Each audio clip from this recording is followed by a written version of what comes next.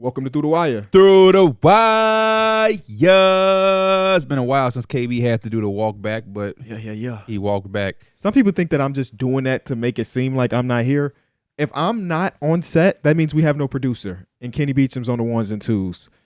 And Yeah. boy, it's so much easier when Kenny Beecham's on the I ones could and do twos. it. You could. I could just hit record. Mike has done I guess it's the true. ones and twos before Yeah. a few times. Yeah, the in his- FaceTime me 6 times before career. he started, but he did it. No, I was did it proud the of one him. time on Zoom, and I had it on like the talker thing only.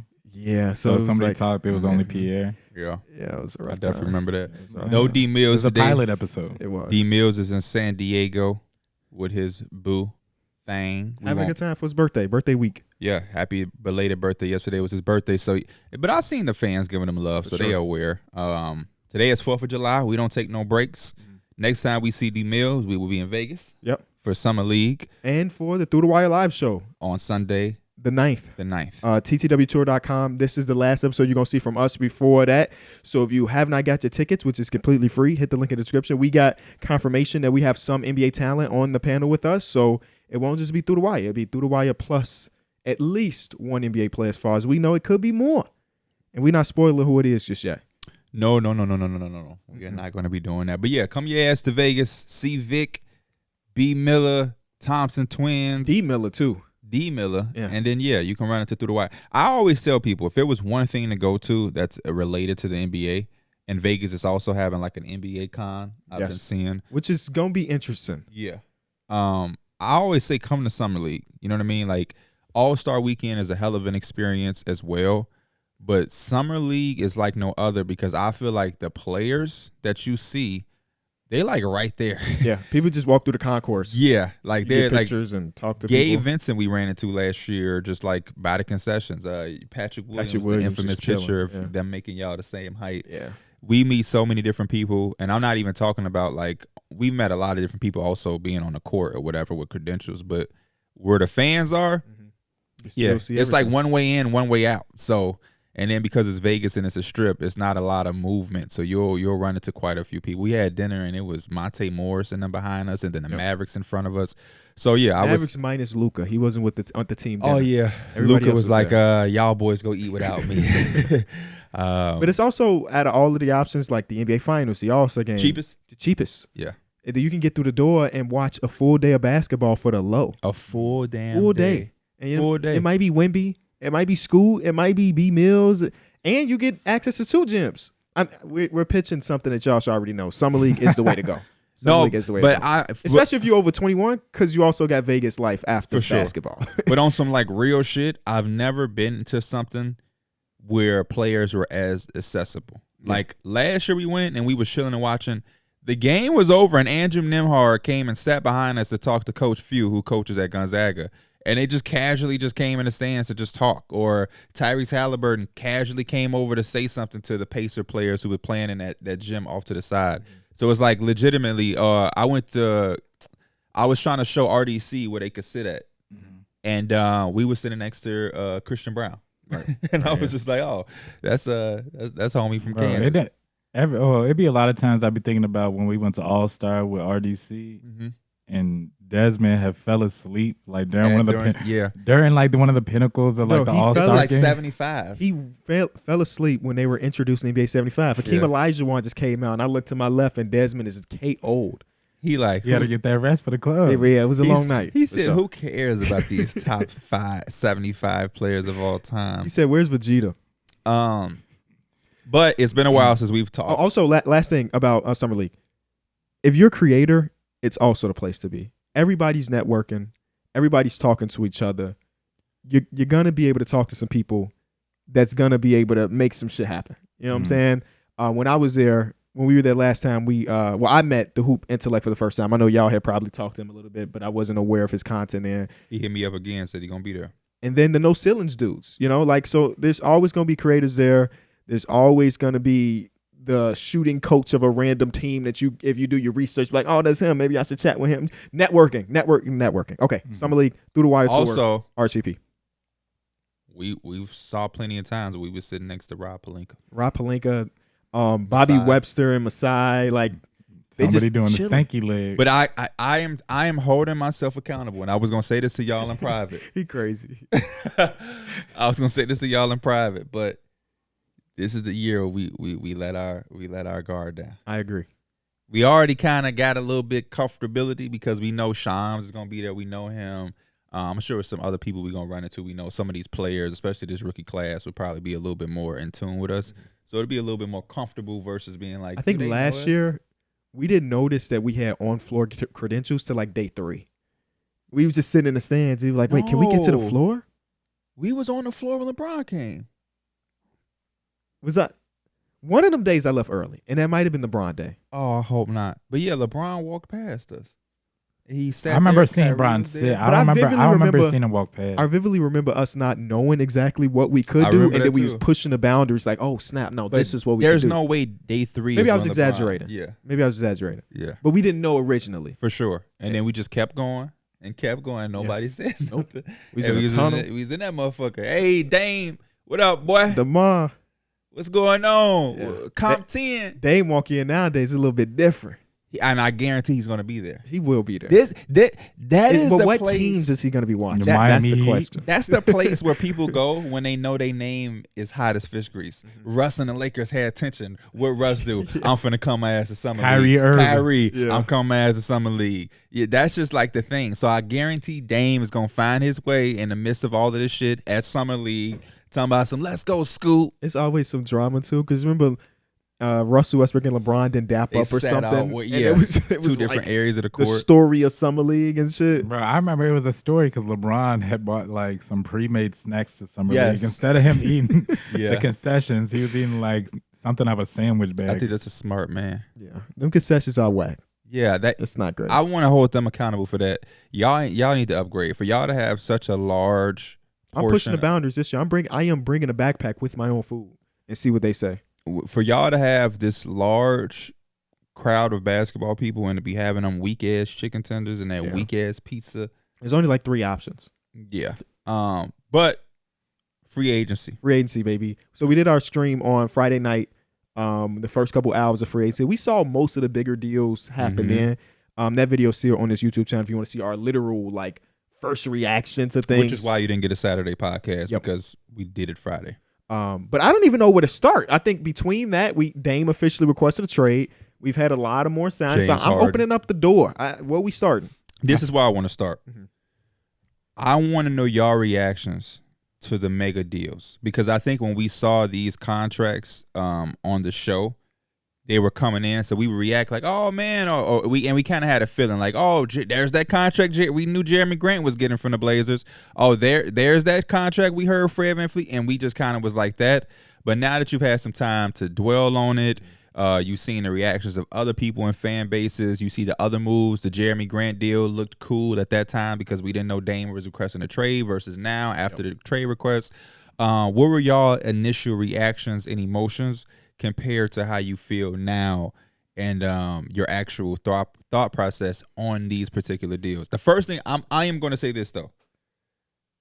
I had to tell a lot of people that I was in an applaud stage because there was a lot of stories in this significant the specific free agency class. So my criticism thinking. You're talking about like the Fred VanVleet kind of one? That one, Jeremy Grant, Kyle Kuzma. Like my initial reaction was like, good job. Yeah. I'm like, it's good to see him get that money, but that was on my mind is that like Jeremy Grant got that money and then that Dame finally requested a trade.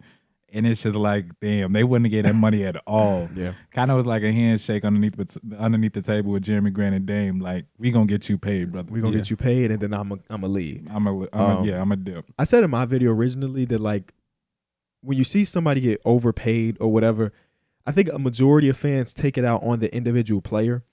And I tried to put it on the same level as, like regular people, too. If your job wants to give you a raise, you're going to accept the raise regardless if you think you're doing enough work to do that. If Bleacher Report say, hey, through the wire, we got $15 to $30 million available for y'all podcast. You don't need to do no additional work. You think we're going to be like, you know what? For our 2 podcasts and then our Thursday taping, that's too much money. No, you going to take the bag.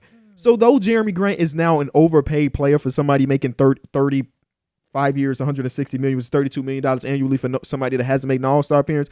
I can't take my frustration out on him because he did exactly what I would do in a situation, which is sign the goddamn contract. That is a lot of money. Yeah. Originally, the deal looked awful. Not awful, maybe a stretch. It was bad because it's Jeremy Grant for $32 million. We even talked about that live. But now after the game, we like, oh, snap. And people keep saying like, yeah, well, I mean, anyway, it'll just be a trade piece down the line. I feel that, but still, it is a ton of money to tie into Jeremy Grant. It is. That is more annually than anybody not named Fred VanVleet and Kyrie Irving got paid this year. Yeah. And he's not nearly on the level of any of those two dudes. And when you look at the salaries of players, when you talk $32 million, some of the names that I remember seeing were like De'Aaron Fox level players. Yeah. These are guys that are pushing their franchise, and of course there are certain contracts that'll amplify. Like De'Aaron Fox shit is probably going to rise as the years go, but it's still in the same ballpark, relatively close to put you on par of tier Another of one player. that comes to mind that I seen, and I seen a lot of people talking about just comparing his contract to others, was Russell Westbrook and the small deal that he was on, and compared to like, D'Angelo Russell almost got 20 mil and all these other players. And at first I'm like, bro, because I was telling you, I'm like, this dude is still like a very good starter in this league and all that. And obviously he had a kind of a little bit of a downtime with the Lakers. He showed his value with the Clippers, but I'm happy for him. I know in his career he made a lot of money, and I know at this point, like, it's probably a decision based. He gets to stay in LA. He gets to obviously try to compete with the Clippers, and it was just a good place for him to be. So it was kind of surprising he took that pay cut, but at the same time, I think this is a good place for him to be. The one thing about it all, though, is that with the new TV deal coming at the end of next season, or is it the end of the season after that, some of these deals are going to look smaller in comparison, mostly because the salary cap, I mean, even this year to last year or this year to next year, it's continuing to go more and more. So Jeremy Grant's $32 million annually. What was that? It's going to like even out. Exactly. Like in year 3 of this deal, $32 million ain't going to be shit because the middle of exception is going to be 20 bands, or I'm just exaggerating. But, it might level out, but 20 mil. 20 bands is like 20 bands. I got that. Oh, yeah, I guess that's true. But, hey, 20 mil. That was the funny part of this, seeing some of the conversations. I'm going to get to the Russ one. Don't let me forget. But the one thing I want to say was on top of my mind, there was a lot of teams that were like, look at what he's getting. A masterclass from our GM. Like they was doing that in Knicks Nation. Like, oh, look at RJ's deal now. And it's like, that wasn't a masterclass. It just, it went up. Yeah. So it's like, and I don't want to take Did any he sign credit. a max? Yeah. Like that was the most he could have signed. Right. So it wasn't no finagling like, oh, we got him for $10 million cheaper. So it's like people are trying to find ways to be like, ooh, look, we were brilliant here. But it's like, nah, the money just went up. Comparing it to like if Desmond he was Bane or in something? if he was in this class, he would probably have got the $200 million. So I could chill out with the masterclass shit. I was also disappointed with the Russ conversations that I was seeing with some people in the basketball world. Even like Steven Jackson was like, oh, you got all these players making this money and Russell Westbrook made this. Or I saw graphics from different like outlets of like, this is Dylan Brooks' contract compared to Russ. Russell Westbrook is strategically sacrificing money to stay in a place that he had his most recent success in, which is what he should have done.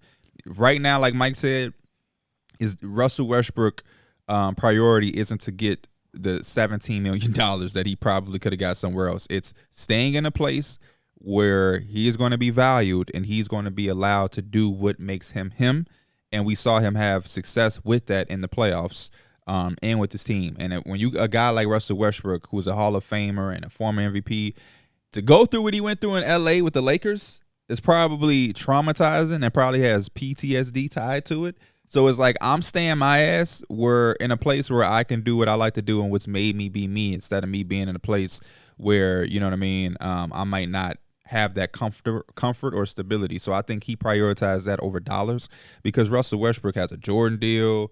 He's made max contracts for so many years now. I doubt the $10 million that he sacrifices eating him up at night. I also think it was the wrong year for Russ to be a free agent. Considering the teams that did have money, none of them really needed a point guard. And the one team that did need a point guard, they paid $130 million to get one. And I felt like that for a lot of different situations, including that one. Like, I would try to explain to Rocket fans, like, y'all had a bunch of money and a weird time in y'all rebuild. So they have like 7 to 8 young players that they're committed to and that they owe opportunity to see if they can grow or what they're going to be. But then they also have $60 million in cap, and they have to use 90% of that. So it's like you overly paid Fred and a little bit to Dillon Brooks, but that's about as enough of roster spots y'all really had. Y'all probably could have brought in another big and Brook Lopez or something, but y'all. I hear the Brook Lopez stuff. Yeah, where he was going to go. And he promised them, and then they Yeah. traded away Josh Christopher and Usman Garaba, and then he used them And as Cam leverage. Martin. Yeah, he used them as leverage to get an extra couple million, and part of his deal was Rolo's coming with me. Coming with him, yeah. And I like that. But I just feel like, yeah, the Rockets were just in a weird time, kind of like how a lot of players are in a weird free agency, because you got $60 million. You have to use 50% of it, but you can't bring in 4 players. So you have to kind of You have to overpay the Yeah. 3 people that you get, or For I guess sure. 2 people, because who did they end up with? Jock Landale, right? Yep, It's- Jock Landale, which oh, I like for them. The first year of his contract's the only one that's guaranteed. The rest of the part is like partially guaranteed. So I think the number's what, 432? Yeah. It's not 432. It's kind of like how Kobe White isn't 340. It's 333 with 333 with the incentives. Yeah. Actually, I think a lot of people are really not upset, but like shitting on the Rockets offseason. I don't think they had a bad offseason. their They had money offseason. to spend. They had it to spend. And what a lot of fans don't realize, that was their leverage. The leverage was that we can give you the major There's payday. no way in hell they got Freddie for that amount of money thinking he worth that contract. Like they knew they were overspending at Yeah. that point. That was you the know? only way to get him, because if you put the money relatively close, why would he have left Toronto? Exactly. So the way for you to leave is for us to use what we have and weaponize it and say, hey, they're going to give you 28 annually. Well, fuck that. We have is it 40. a team? Is it a player option or team option on the back? I thought it was all guaranteed all 3 years. Yeah, I don't see no option with this. I think with it's all Fred. guaranteed. Yeah, I think it's 3/130. Yeah, I think they said take the money. It's 3/130. But maybe check that for us. But the Dillon Brooks, even then, because And I Brooks, told y'all on the show, I said 20 million. 20 million. Between 15 and 20. There are teams that were interested in Dillon Brooks for the mid-level exception, which is 12.2. They paid $8 million more to get him in. And he made $17 million last year. So it's just a small uptick in what he was making before. Yep. The only gripe I have with it is the amount of years attached to it. That's just a long 4. time. 4 Yeah. years. Yeah. 4 years when you, especially Because when you he's an have older player, right? and you have Cam Whitmore, you have a bunch of wings that Yeah. you want to develop. And year 3, maybe Cam Whitmore is this dude, and now you're still paying him $20 But you know million what I will say? to do The nothing. type of what do you call it? The prototype of player that Dillon Brooks is, he's always going to be tradable. I feel that too. They're always I going to think seek because out. of the way it ended for Dillon Brooks and the Twitter memes of him going to Shanghai, people just think he's bad when he's not. He No, does he's he does definitely not things bad. that piss me off, and part of that is him taking more shots than he deserved. But he made all defensive team a month ago. That's fandom for you, though. What we do sometimes in the basketball community is we tie in shit that doesn't necessarily resonate with the floor. So it's like a meme. It's like, ha ha, you got clown on Twitter. But the reality is that doesn't affect your production on the basketball court. Yep. And all these decision makers, they're not going into free agency. And let me not say not. They're definitely looking at certain things and antics and whatnot, and they're taking that into consideration. But when they're breaking down your fit and the X's amount of dollars for your production, that's what they're looking at, the actual production. What are you actually bringing on the floor? We'll probably have miniature conversations about little antics and shit like that to make sure we all on the same page.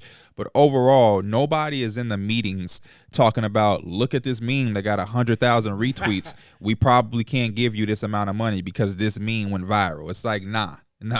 You shot what from 3? You did what on ISO defending? You made what defensive team? Oh, okay, here's the money. We're going to need this from you in our locker room. And I think that's the most key thing for me with this Rockets thing is they brought in what they needed, which was some stability at a point guard position, which was some leadership, some experience, and some guys who were going to work hard on the defensive side of the basketball, which is where Ime's culture and his philosophy lies upon, which is the defensive side of the basketball. And they have that. And I think these guys also don't get in the way of the talent that they have, which is where their value comes in, because James Harden is extremely valuable, but James Harden probably gets in the way. And Jalen Green even talked about that on Paul George's podcast. Fred, I know Raptor fans, y'all upset and y'all talking about the year he had last year and the way he was shooting and everything like that. But I don't think that defines him necessarily. I'm not going to let y'all just say that that's who Fred VanVleet is. I think y'all needed a player like that on y'all team last year, and he did what he had to do, and he was also looking for the bag. Attempted 3-pointer. Yeah. And they were all self-created. I mean, yeah, he shot 39% from the field as a point guard. The Rockets needed just people that can make a direction happen. They were playing AAU ball for the last 3 seasons. Yeah. Fred VanVleet is a pro that can help you get things going. Dylan Brooks, again, antics and stuff like that, but he is a guy that can help build like this defensive mindset. And the idea of getting Brook Lopez on top of that, of course, it didn't work out exactly that, but they had a game plan. And I like Jock Landale if you're not getting Brook. And they tried to execute. And they even brought in Uncle Jeff. Yes, that's a culture setter. That's a veteran. Yeah, I mean that was a key loss for Denver. And they also overpaid for him. What was it $6.5 million for 1 year? Yeah, this is what you have to do. Yeah. And when you have the roster that they have, where they've been in the lottery, the top end of the lottery for the last couple seasons, and now don't have their pick. They do not have their own first round pick this season, which is another reason why they spend. And they have players that I think everybody in this panel really like. Yep. But there's not a singular player that I'm 1,000% sure is going to be the star. Like I really do believe Jalen Green is going to be a star, but I can't say if I'm putting $1,000 on a young player that's in going into year 3. Yeah. I don't know if I'm putting my money on Jalen over Evan Mobley. You know what I'm saying? For the Rockets, my money is on Amen Thompson. He's their guy. He's going to be the face of the franchise for this team. I'm also what I love about them is they have so many different pieces that I don't think have to all hit stars. I think Amen will be the star based off what I've seen and what I like, and getting to be around him a little up close and actually have dialogue. It's just something about athleticism and people who love basketball. Like his weaknesses, I don't really hang on to because I know he loves the game and hearing their story and him and his brother and how they compete. He's going to put the work in and figure some shit out. Never have to question work with them. So you have that. I think Jabari is an incredible power forward. If he reaches his full potential, out of this world. But if he doesn't, I still think he's going to contribute to winning because he's going to be able to defend, he's going to be able to space the floor, and he's going to be able to make some tough shots throughout current stretches. Şengün, he just opens up and adds a different layer offensively with how you can play. And defensively, he's going to have to step up a lot this year, but there's also going to be some key defenders around him that maybe take a load off of him a little bit. And then I think they have some guys sprinkled in. I love Tari Eason. And shout out to his mom, who's been very shout out to my Dukes, very verbal in the support that we've shown him. But I love Tari Eason because he is a guy who can be effective without needing to isolate. And then you have Jalen Green, where if a man is a star, Jalen Green is your second option, which on paper is what I project him to be. You know what I mean? And anything more is phenomenal. And then I love some of the stuff that they did have that they gave away. Yeah. Which I know is you're tough. a big Josh Christopher guy, right? I know, but at the same time, he didn't feel like he really was getting his rotational minutes. For sure. He was in the G at for that a point. bit, yeah. Yeah, last year I couldn't tell you how many minutes he averaged, but it seemed like he only got in like certain times, or it wasn't consistent minutes at that point. Yeah, he's going to a place where I think where did fits he him. I feel like He's with all the these trades. Okay, I feel like all these trades happen. Yeah, and then there was another piece. Patty Mills got traded like 6 times. And he's fine with OKC, right? Yeah, hell if I know. He's with OKC, if I'm not mistaken. Yeah. But Josh Christopher went to the Grizzlies, and I think that's another place where, and a guy that I compared him to a little bit was Marcus Smart, so he can maybe go in there, rub some elbows. And that's another thing with Dylan Brooks. Dylan Brooks was also in an environment where they always being like that. He just took it the furthest, but they were that young team that was getting cocky, talking shit to the Warriors and popping their chest, and he just kind of stood on it a little bit more louder than Jaren Jackson and Ja. But that was just the Memphis Grizzlies energy. You know what I mean? He was just, you know what I'm saying? So who knows what his energy is going to be like on a Fred VanVleet team where he's, Fred ain't going, but he's a little less verbal with it. He's just kind of showing you versus like, I'm going to go out here and I'm going to talk and I'm going to dance and I'm going to do all of this. So maybe Dylan Brooks is still him, but maybe it's a little different of approach depending on, the environment of this locker room. So my last thing on the Rockets is I saw people say, man, you spent all of this money to get 10 wins better? Yeah, motherfucker. Every deal that happens in the offseason is not going to turn a team into a contender. You have to do this building blocks, especially when you have a roster that was bottom 3 in like average age. You need this building block steps. And I feel that same way about pretty much every single team except for the Bulls that made decisions this offseason, that you need to hit the next step. Like, everybody expects the move to be boom or bust. And that's just not the way sports happen. Damian Lillard's not able to be traded to 29 different teams. That is the only dude that I saw this offseason that can turn the team from a non-contender to a contender with a move. And he's still out there on the same team he's at. So you need these steps. You know, it's a 3-year contract for Fred VanVleet. In 3 years, Jalen Green's going to be, 25 years old? He's still going to be hella young at the end of the contract. All of them. Jabari is going to be, 22? Tari is going to be, 24?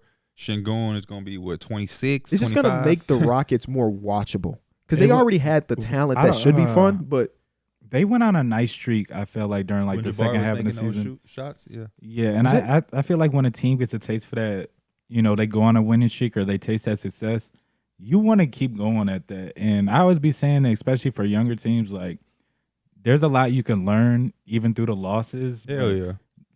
Like KB said, over the course of the years, they really haven't seen it. But I feel like that stretch that they had, that's something they can kind of build off of. And it was more so like a competitive nature than, I think that's where you seeing them compete versus like the AAU ball we kind of see. That was my biggest bone to pick. There's a lot of Rocket fans who's like, which also kind of is I hate when fan bases do that. When you critical of the team and they pretend that they don't know why you're critical, as if they didn't just have a bad year. Jalen is going to be 23 at the end of Fred VanVleet contract.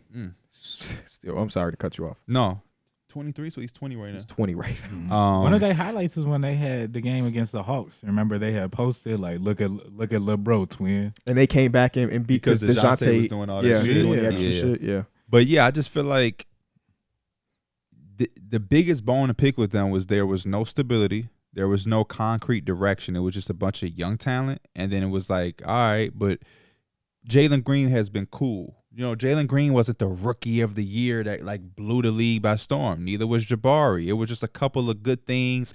And then over the course of the last 2 to 3 years, we ain't really see no hardcore direction. Your coach got fired. You had motherfuckers not checking into the games when they was being told to, the Christian Wood and KPJ shit, the turmoil. It was just looking real messy and just like bad, and y'all was still losing games. So yeah, we was like, yeah, we don't want Vic to go to there if there is no concrete direction. You know, it was certain things that we didn't want to see. But now you have a new head coach. Y'all went out and y'all spent y'all money as y'all should have. Y'all overpaid, rightfully so, and it was for pieces that I think complement what y'all have going. And now, yeah, those 10 wins, then the next year it turns into 15 wins. Right, exactly. It's about boom. But staying at 22 and being sensitive when people say that y'all sucked. Mm-hmm. Especially when you don't have your own pick. Yeah, you don't have your own pick. You do not have your own pick. You don't have your own pick. I love franchises I love the state of rebuilds like this, where there's a little bit of excitement, there's some direction, and you just looking, like Mike said, you're looking for any growth and lessons. Not about wins and losses, but necessarily, damn, is Jalen Green looking like a first option or is he looking like a second? Regardless of the outcome, I know y'all praying for first option look alike, but if he shows that he's second, that tells you what you need to know, so you don't blindly build thinking that somebody is something that they're not. I just think that there's so much stock into figuring out the pieces to the puzzle versus just blindly saying, oh, man, we drafted him this high. He's the number one guy. You know, sometimes your number one guy is a motherfucking second-round pick. Ask the Nuggets. Yep. So, but let's switch it to Dame. You were just talking about Dame. Dame had finally requested a trade, man. Finally. And it didn't feel real when it happened. Yeah, it was just weird. I definitely want to check the account to make sure it was exactly who I thought it was, and it was Chris Hayes. Obviously, him and Dame, y'all know I like this. So any Dame report coming from that Twitter account is the real deal. Dame even said it himself. But it didn't. Yeah, the weird thing is, unfortunately, we didn't do that Saturday show. It broke when we would have been recording the pod. But we wouldn't have had Darrick, so we wouldn't have had like his genuine reaction. I hate it. I love player empowerment. Do not get me wrong. I am team player empowerment. But to what extent? I love where you're about to go, because I was literally about to bring it up. I think I know where you're about to go, so I'm gonna let you finish, but I love it. Damian Lillard, I remember we were walking the concourse of Las Vegas last season, or maybe it was 2 seasons ago, and we found out that Damian Lillard signed this crazy-ass extension. And I remember we were thinking, like, damn, at the end of that, that's $60 million a year. He's dedicated to Portland. He's dedicated to whatever. Cool. He always has been dedicated to Portland for the last 11 seasons. Until now. You know, he came to the realization, I think something we all knew, that there was no real moves that could be done by the Portland Trail Blazers to elevate them to a championship Couple contender. years too late. Exactly. But whether it was late or not, it's happening right now. The state of the NBA is ex-player, superstar player says, I want to be traded. And you, the guy that gave me all this money, you can only trade me to these teams. Some people have a list of 5. Some people have a list of 3. Dame has a list of one. And that one team that he wants to be traded to, if I'm Joe Cronin, don't got shit that I want. Mm-hmm. So the best player in my franchise history, arguably, wants to be traded. And I'm going to have to, if I want to appease him, I have to trade him to an organization that don't got shit that I want. And if I don't trade him to that team, then now I look like the jackass and nobody else in the NBA, no other agents or whatever want to bring their talent to Portland because we didn't do right by him. So we have to trade our best player ever for Tyler Hero, who we don't want, so we want to ship him to another team. But nobody want to pay Tyler Hero the amount of money that he's guaranteed over the next couple seasons. So what we said, we settled for the 30th overall, the 2030 first round pick, the 2028 first round pick, and it's the Miami Heat, who always are good. We're going to trade our best player in franchise history for the 22nd overall pick in 2 drafts. I'm pissed. Part of it is Dame, but part of it is y'all for waiting until this year to make this shit happen. Can I ask you a question? Mm-hmm. Who was coming to Portland anyway? And I'm not saying this in a disrespectful way. We're just going off the history. You're absolutely right. But it's not even just about like having a big name free agency sign. It's just like some teams end up I don't want to use the word blackball because we're talking billion-dollar organizations. Mm-hmm. But like if we trade for hypothetically. Talk to me. We trade for who's a young player, not even associated, a good young player. We trade. No, we already got Shane Sharp. We trade for an SGA type player. Okay. SGA and his management also deal with Damian Lillard. We don't really like these people as an agency. So you know what we're going to do? We're going to get our money. And we're going to ask out in a year. But this is where I call cap. Mm-hmm. I think that be the fear, and that's what they use to leverage you. But SGA signed that contract. He got that money. His ass finna play. Mm-hmm. The same thing. And the reason it's on the top of my brain is because of Rich Paul. Agencies need you as much as you need them. Mm. You know how many players are on agencies who ain't the top dogs? Check Clutch Sports got a lot of motherfuckers who will never be LeBron James, and them niggas need to be on spots. And they all on the Lakers always. They need to be on spots. Mm-hmm. And I just saw a Rich Paul Rap Radar interview. He was talking about that. Like, they were saying, you frontline and LeBron going back to Cleveland. He said, yeah, because I never cut my ties there. Yeah, there was some stuff that didn't happen, that didn't go, but it's a relationship type business. So even after LeBron left, you know who my client was? The 4th overall pick, Tristan Thompson, who got drafted there. So there was still a relationship there, as people might not want to think about it as much. So it's like, yeah, you might rub them the wrong way initially, but trust and believe that same agency is going to have a list of 2nd round picks, some guys who are sitting in free agency, and all of the agencies are trying to do is get every player that they represent a shot and some money. And if your franchise, the Blazers, is the team that can give that player a shot or some money, that agency is going to look past the bullshit that happened, that they think is bullshit. And I don't even think it's bullshit. This is the part of the game. This is the part of the game right here where you request a trade and you have to look at the surroundings. You have to put your ear to the streets as a player and as a team supporting a player. When I say team, I mean like their agency and their manager, whatever. Because it's like, I'm not requesting a trade in a climate where I feel like this shit can get ugly unless I know they're going to do right by me. But if I'm Damian Lillard, I'm like, yeah, I want to go to the Heat. But Portland probably ain't finna want Tyler Hero shit. Yeah. So maybe I should open up my mind to Philadelphia because Portland may want Tyrese Maxey. They, you know what I'm saying? Something like that. But I think to just have a one team you want to go to, especially when you've been so committed to the They're grind. so committed. And you also said it the other day. He's like, I'm not gonna go to no team that's too stacked. He said that was one of the things that they reported that Dame but wanted. I think NBA Finals. you team. hit it right on the head, Kibby, because that's been on my man at least like since he kind of all this stuff's been coming out, and it really came when I seen like the Utah Jazz had wanted Dame Lillard. Yeah. They had a pack. They have as All many the first round picks, picks yeah. as anyone else. They have some young talent. They could try to give up, but it's just like quotes like, I'm not gonna play here. Like, there's no way y'all waste y'all time. He just signed a contract not too long ago. It's not like he's on a 1 year of his For deal. sure. And it's just like you're pigeonholing the team you just played for And for we pennies on a dollar now. We know Dame from a distance by everything he showed with his brand and his commitment. I don't think that Damian Lillard gets traded somewhere and say, he's Ben Simmons. Right. I'm just sitting out. You know what I'm saying? No. And that's why I think it's a difference. Do you have to send him to Miami? No. But you don't have to send him to Utah. No. So let's meet in the middle. You're going to Philadelphia. Philadelphia's a good one. But you know who also is a middle? The Pelicans. Yeah, or we're sending you there. The Pelicans are like, they have Give me Trey Murphy, Dyson Daniels. Give me some picks. wait. We keeping Trey. But you can take Dyson. And you can take the picks. I think they got 15 picks Bro, over the next 7 years. I like Trey Murphy too. But if you can have Dame, Ingram, Zion. I know Trey Murphy just yeah. But no, you're right. Dame, Ingram, Zion, and then 5-man who is Valanciunas / Nurkic because the Portland He's coming Trailblazers with trying to Yeah, dump off Nurkic. smartly.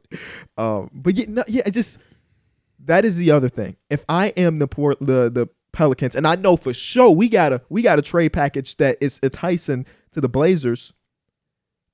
How confident can I feel? I don't think that Damian would ever just not hoop, but how confident am I that I'm like, making the right decision if the dude is so hell bent on Miami that he's not even thinking about they've guaranteed, not the Trailblazers, but the people around him in his mind have guaranteed that he's playing for the Heat next season. Mm-hmm. He just knows it's happening. And instead of that, no, I'm sorry, we're going to route you to New Orleans. How confident am I as the general manager of the Pelicans to do it? Now, there's one recent example. This worked out. And to an extent, we don't know exactly. Donovan Mitchell had one team on his list as well. For sure. And that was the New York Knicks. And he shows it because all offseason he's been New York. And he's going to be a free agent soon. And we'll see exactly if it was the right move for the Cavs. But on surface level, for sure. Yeah. As of right now. But the Cavaliers put together a crazy package that was like 5 first-round picks. Lowry Markin, who turned into an all-star. And boom, he's in Cleveland. They're in the playoffs. They got their ass whooped, but they're in the playoffs, and they're one of the best young cores in ball. But for how long? Is Donovan Mitchell still in his mind thinking he wants to be a Knick? If Damian Lillard's still going to be thinking he wants to be a Miami Heat and just going to request another trade in a year or so? The difference is Dame's contract runs until he's 37, and he's 33 right now. And Donovan Mitchell's contract runs until, the end of this season? Mm-hmm. End of this season? I think it's end of this season. Okay.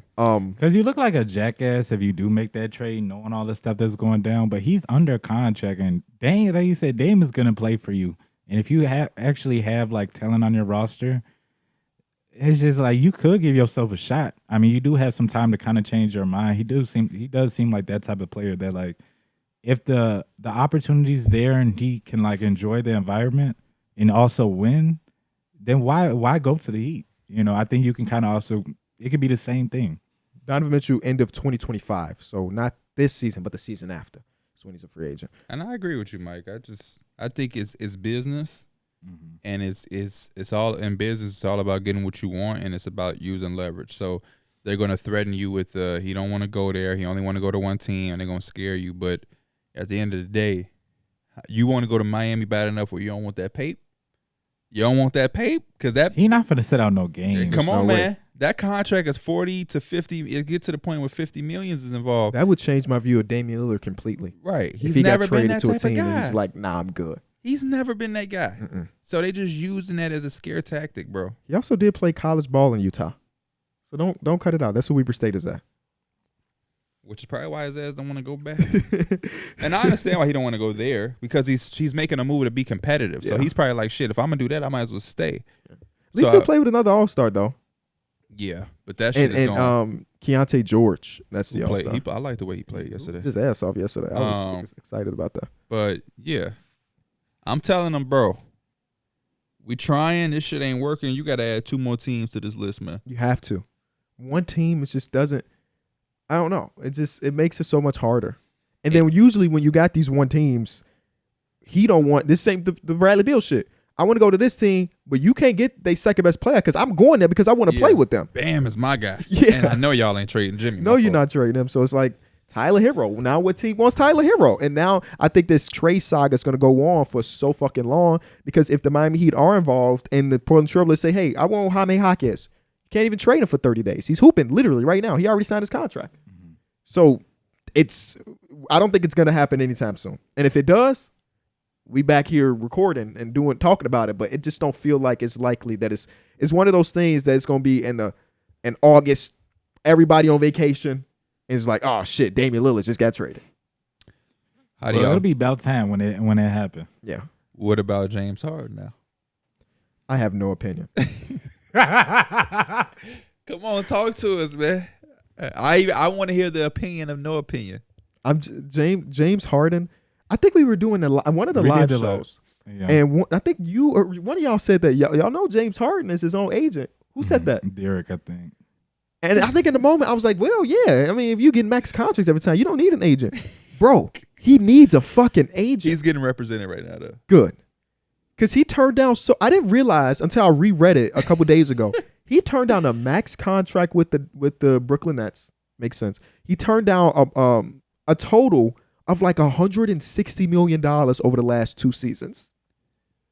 Just gone, evaporated. I just don't. The fact that Damian Lillard requested a trade a week after makes me say, fuck whatever James Harden's up to.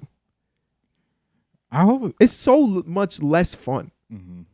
I hope he goes to the Clippers. Like, I hope this shit goes down. He can get to the Clippers. That's where he want to go. But also, I want to see him with Russ again. I feel like that shit would be looking kind of cool.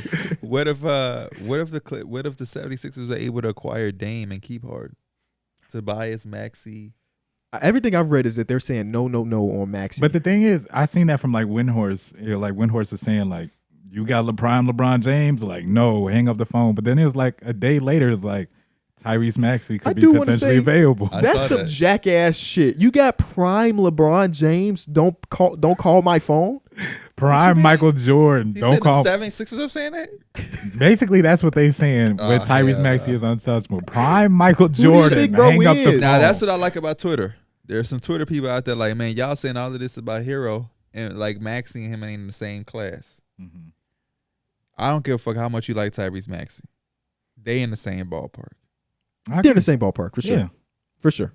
So one of them is just not getting paid max money yet. But they're in the same ballpark. Yes. It's on the way next season. He could have got it this year, but they said no, we're gonna wait.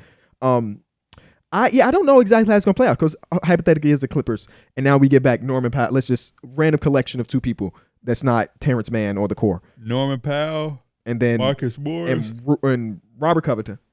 Boom. If I'm Joel Embiid, I'm like, fuck. No, if you Joel Embiid, you said, I got 100 guns, 100 clips. I'm from New York. New York. Instantly. Yeah. The process is going to start over very soon. And maybe it's not even called the process anymore because obviously that worked out to an extent. Still don't have a single conference finals appearance. Ben Simmons is on his next team and he's trying to put. He might be a part of. Yeah, he might be on another team. So it's just, I don't know. Markelle thriving the most from the trusted process.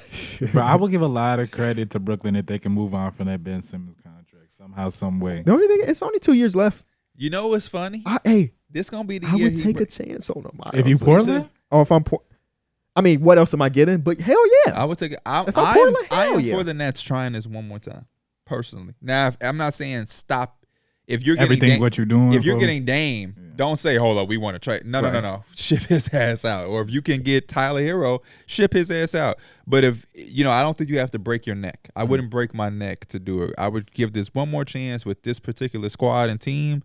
And then, you know what I'm saying? Like KD said, if it don't work out, then shit, kick rocks. Olive vista. What did he say? Hasta la vista. Hasta la vista, baby. Yeah, hasta la vista. Daryl Morey does have a history of holding out on these type of shit. Obviously, the Ben Simmons one was the biggest one and got at them James. But at what extent can you do it again? You know what I'm saying? Hypothetically, they don't see the perfect trade, and Daryl's like, we're just going to go into next season. James, you can't come hoop with us if you want to. If you want to hold out, whatever. You seen a meme? Nuh-uh. The Batman? That Bruce Wayne is looking at the Batman suit. They said it's James Harden looking at the fat suit when he got to go back to Philly. Oh, that's crazy. Oh yeah, no, I did. Because that motherfucker was fat when Houston got traded bro. and was skinny. Yeah, just like that. He was warming up and like he had a fucking bulletproof vest on. Like damn, 50, slow down. Yeah, I just don't know if you can go through it again. Yeah, because it's more than likely we've seen a lot. If you hold on those trades, you just probably you get into a situation where you don't want to as a team, or it just seems like you're just not going to get what you want for your package because the trade value's gone down. But I think the Ben Simmons one was perfect for them too, though. James, in exchange for Ben Simmons, I mean, I know you threw an extra pick or two or whatever, Seth Curry, drama. But like that worked out as good as it could have, considering Ben Simmons hadn't played basketball and he was coming off back surgeries. And the last time we seen him, he didn't dunk on Trey. Yeah, and you got James Harden out of it. I just don't think that the value is going to be there because Ben still had the illusion that he can come back and he can still be productive. We ain't seen it yet. James has a similar thing, but it's less. I don't know. The idea of getting James later is less ideal than getting Ben Simmons after that because James, again, is older on the last year of his contract. And also, other than the 2 40-point games, he was shitty in the playoffs again. Like, if I'm a superstar a team that's trying to compete, James can help us, but to what extent? No, I think for the Clippers is perfect, though. If he's your third option. And he's just passing and doing all, Because you do got the guys that take shots. But, yeah, I thought last series especially, or last playoffs especially, like, teams are looking at James Harden and knew what they were getting. Like, the thought that, like, maybe he can elevate his game in the playoffs, and actually that's still just, like, I think that's still a reach. You just have to accept him for what he is, which is a great playmaker that can give you maybe a 20, 30-point game, sometimes explode for 40, but you know what you're getting from him. And I think that's why the Clippers are a good situation because what you would be giving up, you wouldn't necessarily miss too much, number one. And then secondly, you put him in a position where he's like the third option, kind of like how it was in Brooklyn. And I feel like the last greatest version that we've seen of him was in Brooklyn when he had that run. He was like the MVP. You know what I'm saying? He was playing like point guard and shit, and Kyrie missing time, and KD missing time, and Kevin Durant was keeping that shit together. I mean, James Harden was keeping that shit together. And I think that's the same thing where, like, he's got insurance, too, I think, because we all know the Clippers have a lot of history when it comes to playoffs and health. Even if you still got one up, you still got Paul George or Kawhi. You pair him with James Harden. You got James Harden. You still look like a legit team. For sure. Yeah, I think the Clippers would be good for him. He's back home. You know what I'm saying? He's playing with some guys that I think would be accepting to it. So, yeah, but I also look at the Ben Simmons part differently because you knew James Harden was out there and you knew he wanted to leave. With this one, you can't hold him hostage because it ain't like somebody else is out there. You trading him because y'all marriage ain't work out. This is not a relationship that y'all are buying into. You don't want to pay him. He kind of over it with y'all, and y'all fucked up his free agency as he sees it. And so it's just like this relationship is at this literally showing up course. to the practices and like the scrimmages thing with sweatpants on. Remember he had a phone in the pocket? Yeah. He said it wasn't a phone. I think it was a phone. He had that phone right there for if he got traded. For real. He got the notice on. Rich Paul, where I'm at, he not even clutch no more. I hope it does too. I keep seeing a lot of people because when he initially went to the Nets, OG, right? Yeah, it felt like the perfect situation for him because he didn't have to take the big shots anymore. And I still think this is the perfect situation. I think he was so eager to prove a point that he wasn't realistic about his back and his health.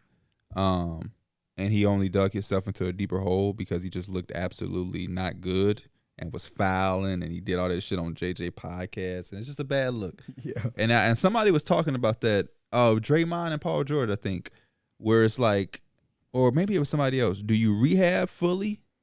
No, this is Dante DiVincenzo on Iguodala and Evan Turner's podcast. Because he was talking about is it a good podcast? I've never listened. Huh? Is it a good podcast? Like, do they do a good job? Yeah. I love Andre Iguodala. Every time I see a clip, I'm just so confused by Evan Turner's voice. His voice is definitely... I feel like it would be one that if I tried to listen to for an hour, I wouldn't be able to do it. But he doesn't do majority talking. Okay. I feel the same way with like Andre Iguodala. Really? His voice reminds me of yours, Really? Evan Turner. Yours is not as... His is so nasally. Yeah. It's very Kermit. Like dead ass. But he was talking about the Bucks championship run, and he was hurt, and he obviously didn't want them to lose. But the more they won, the more he felt bad because they didn't need him in his mind. And he was saying, like, when you come back, it's like, do you come back too early? You know what I mean? Because if you don't, you can lose your spot and motherfuckers forget about you. Or do you rush your rehab and then you're not 100%? You could re-injure yourself if you don't look any good. And if you don't look good and you know what I'm saying, and you come in and fuck it up, that only make you look worse than I'm winning without you. So it's kind of this just fucking back and forth thing that's just going, you know, swinging back and forth. What do you do? And I think Ben was a little too thirsty to come back and stick a middle finger to his naysayers. But I like this team a little bit more with him. Mikal, Cam, Dorian. I can't go for that. He had it best when he had Kyrie Irving and Kevin Durant on his set team. screens and He defend. did. This is another. I think the expectations. He did though. The expectations are a little bit lower though, so I could say like at least he has that for him. Is it worth it? Because he don't really got much stunt. Like, would you put a little bit in there just in KD case? and Kyrie shit. There was obviously so much shit going on there. I think he thought that, hey, I got Katie and Kyrie. I don't really need to do shit. You know what I'm saying? Why would I take shots? I got Katie and Kyrie on my team. You at the rim though, Ben. Yeah, like, shoot the ball, Ben. Kyrie telling you to shoot the ball. Based on everything we just seen and the fact that they're not even there anymore, just says so much about it. And I forget what player it was, but he talked about like James Harden was like the lead. Oh, Bruce Brown was like James Harden was the leader there. When after James Harden left initially in Brooklyn, that shit was not the same no more. Yeah. And that was kind of shocking to hear that, you know. So I don't know, man. I don't know. Like you said, yeah, maybe he thought he didn't have to do shit. Maybe it's a part of him coming back too eager to fucking do shit. I don't know. But this year, if I was the Nets, if I had to keep him, I'm like, KB, I'm taking a shot. And if your ass don't do Nathan this year, boy, you might as well for real. What is a third team that like you might as well for that Shanghai shit? You might as well for real, bro. What they want him, bro. And y'all know that's my boy. But if you don't do nothing here, yeah, fuck All-Star shit. I'm just saying, play 65 games. Be serviceable. That was my thing. Is just how many games you're gonna play. All I want is 10, 7, and 7. Is that too much to ask for? No, I don't think so. He's almost the 7 10 foot points and might he be a can little pass. bit too much. You might put it like No, six. I'm not trying to hit that shit no more. 10, The worst version of Ben prior to all of this was like 14-point score. If he can't be Draymond offensively as far as scoring the ball, I can't fuck with him. Yeah, I need 65 games. I need 10, 7, and 7. Did y'all see? I only saw a clip of him on the podcast. I ain't listened to the whole thing yet. But Paul George is asking him about his summer league. Did y'all see that? Yeah, when he was in his bag. He was in his bag, and I was watching. That made me Google like Draymond Green summer league. Going crazy. He was ISO and step back, crossover, hezzy. I'm like, they got into that damn. conversation because Draymond was telling them like his origins of playing basketball. I didn't finish it, but I watched enough to see that. And he was saying that, like, man, you won't believe this, but I was a score first guy. Yeah, he's like, I really wanted to be a scorer. The clip that I saw, Draymond was just smiling the whole time because nobody ever talked about him in his bag, and he was just so excited to talk about it. Yeah, Draymond was step backing and shit. Yeah. Winners, again, of the offseason. I think your Lakers did a phenomenal job so far. We did. My video did like 30,000 views. Really? Because I put Lakers dominated free agency. Damn, I got That's one. great. Mine just dropped 19 minutes ago. Let's Lakers see. always gonna. Get I didn't you a even W. expect that. I was checked in to see my shit like, oh, you know, that shit said 28. I'm like, what the fuck? I named mine the Lakers offseason has been scary. So it puts it up in the air whether or not I'm positive or negative with it. See, that's how you Next Pierre video finna be like Portland rebuild with Lakers on the side. Shit finna get 30,000. Hey, Lakers get clicks. That's for sure. But no, I think y'all offseason has been phenomenal. I think the first signing y'all did was the Taurean Prince when we were live for that one. And I was trying to ask you what you thought about it because it felt like such a non-signing.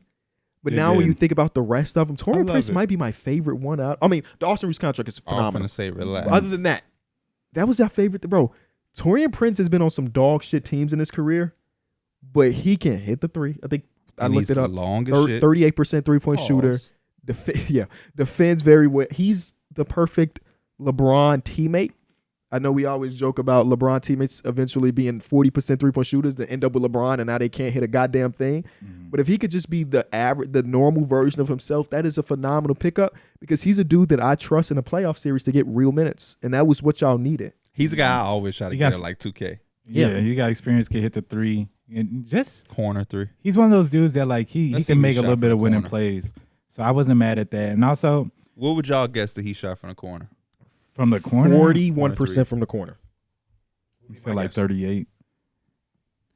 Yeah, You know, I mean, like we talked about some of the guys getting like overpaid and how some of the contracts look a little nasty, but I loved all the like the kind. I think the only one you can kind of question is the D'Angelo Russell one, where he got like roughly around 20 million, which is even then we were able to get him 10 million off of what his old contract used to be, bring him back. I know it's kind of like he couldn't really do that much for us in the playoffs, but we still kind of needed that shot making. And I think that even if we didn't resign him, it's just like you would still look at this like they need somebody to create some shots for them. Yeah. But I think the Austin Reeves one was good just because before it was like 4 years, 100 mil. We were able to get that down to like around like I think 57, 58. One of them. Same thing with Rui Hachimura. I think it's a less year on it, but we were able to bring him back. 4 years, 56 million for Austin Reeves. 3 years, 51 million for Rui Hachimura, and then D'Angelo Russell's 2 years, 37 million. Yep. So Torian Prince. And then Gabe Vincent, who we ain't mentioned yet, 3 years, Torian 33. Prince, the worst 3-point shot he took was a pull-up, which nobody would ever tell him Yeah, I taking don't know. pull-ups. Overall, he shot 0 for 6. 38% from 3.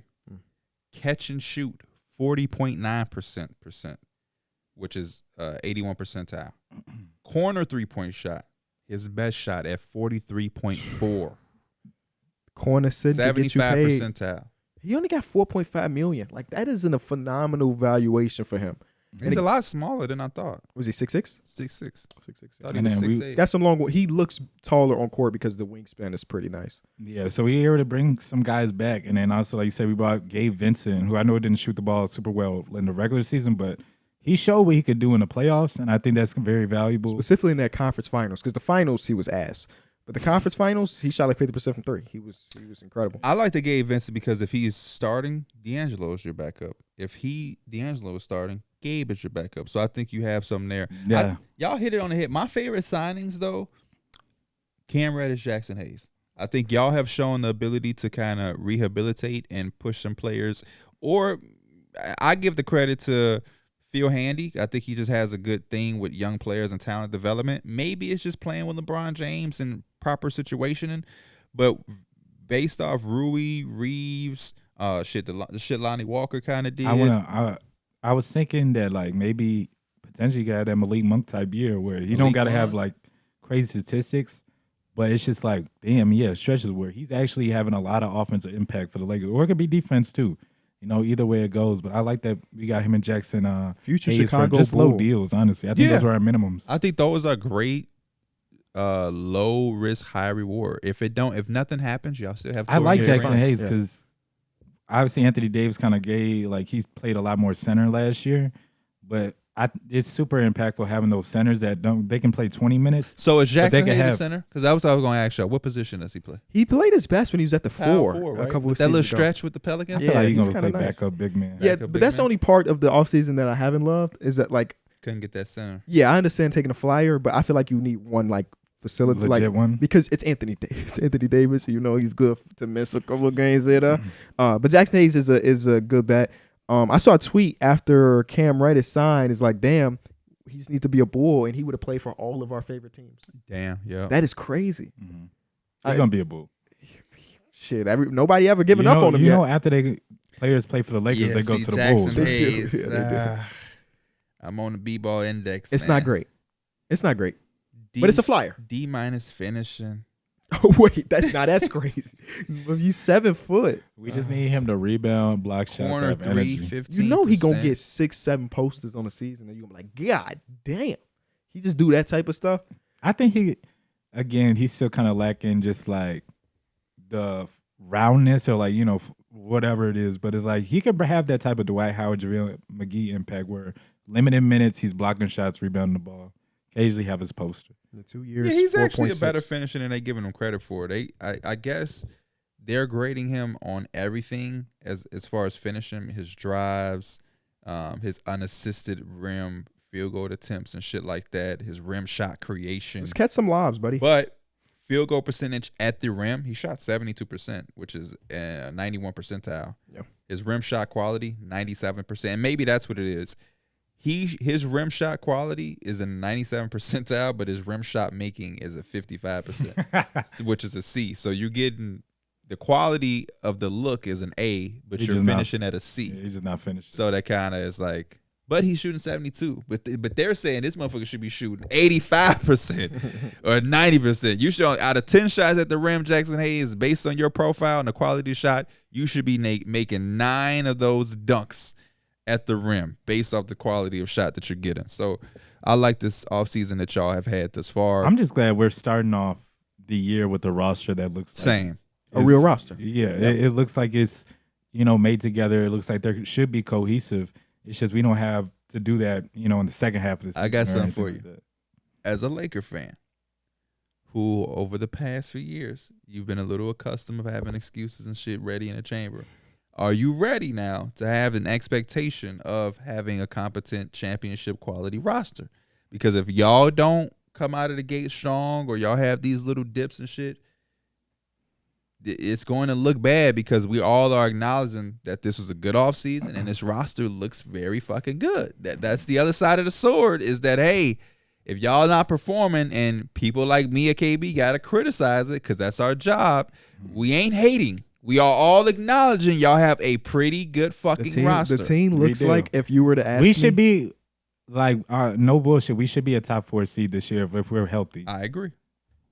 Only counterpoint to that is I feel like seed in LA don't give a That's why I was gonna say. I think that they should be a contender, whether they're the 4 seed doing it or the 6 seed doing it. And it's gonna sound like this but I was like, just coming off of last season where we were in the playoffs and made it to the conference final, I feel like they're gonna be weary of those shaky starts, but I feel like they're not gonna panic as quick as they probably should have or would have in the past. Yeah, I don't necessarily mean seeding because everything. I mean, the seeding last year started off so bad. If you lose 2 games in a row, you're saying. dropping. They started where off you so have bad. a start to the season where you are battling with the Rockets over worst record. Mm-hmm. That should never happen. Or these on the flip side, we also seen it where like, D-Mills Blazers, they were the first seed for a little minute, and then they fell their ass all the way down. Yeah, so I'm not. I'm just hoping for consistency over the season. That's what I'm saying. When we see the traits and the qualities of championship team, I'm not going to ask y'all to go 20-0 the first 20 games. But if they did, stop. Yeah. Look, stop. Another win of the offseason for me, Indiana Pacers. Yep. We could spend 30 seconds on it. That's a team that's going to be one of the most fun teams to watch. We got to get them love because I'm excited as hell. So they extended Tyrese on the max money you can give a player. Reese, can I get $1? He put that. Let me get $1. I'll tell y'all after. I can't say it right. They traded for Obi Toppin. Practically nothing to get Obi Toppin. Let's go. As a Knick fan, I hate it. As an Obi Toppin supporter, I am happy and ecstatic he gets a chance, an opportunity to spread his wings and play with a guy like Tyrese Halliburton. Apparently him, Bruce Brown, and Halliburton are the most efficient transition players in the NBA, and they so happen to all have fell upon the same team.